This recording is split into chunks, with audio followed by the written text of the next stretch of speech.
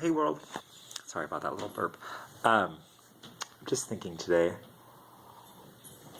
I am currently working on a song. I think it's in Hebrew, and because I can't get the English language quite to say what I want to say in that song. About that Alleluia. The concept.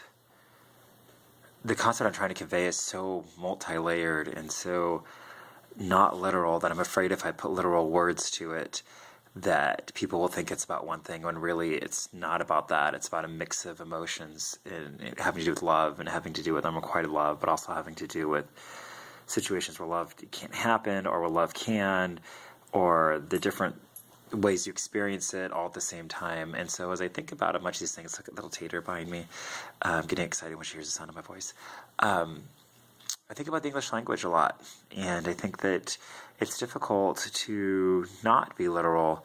And I think as I start to look back at some of the mythology of my writing and the thematic structure, I have constantly been bucking that trend for years, trying to rework the phrases and to create something poetically different. And as my writing starts to develop, my voice develops even further, I see solidification of some of those ideas.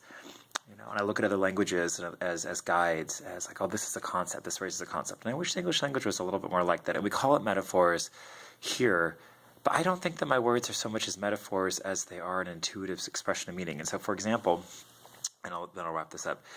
There was this place out in Denali where at midnight the light would come through and strike, and everything would be this beautiful gold red, and it would convey me the sense of beginnings, the sense of endings, the sense of newness, the sense of awareness, the sense of transcendence, the sense of being. Obviously I'm saying all these things, and I kept thinking, I challenged a writer once, there's got to be one word that could sum all this up. And, I came up with the phrase that all the light touches.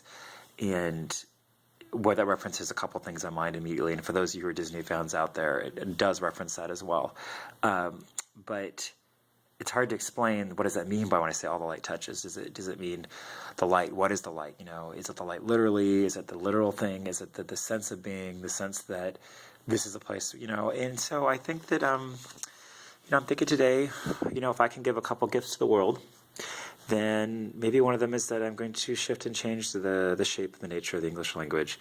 And hopefully, when I pass on, there is something beautiful left behind, something poetic and something that gives a gift back. We need it. We need to stop being so literal with our interpretation. We need to stop being so exacting in our nature. The world is not exact. The world is not literal. And the more that we can understand the poetry of that world, the easier it is to live and love. Anyway, so stay with me on this journey. Love you, world.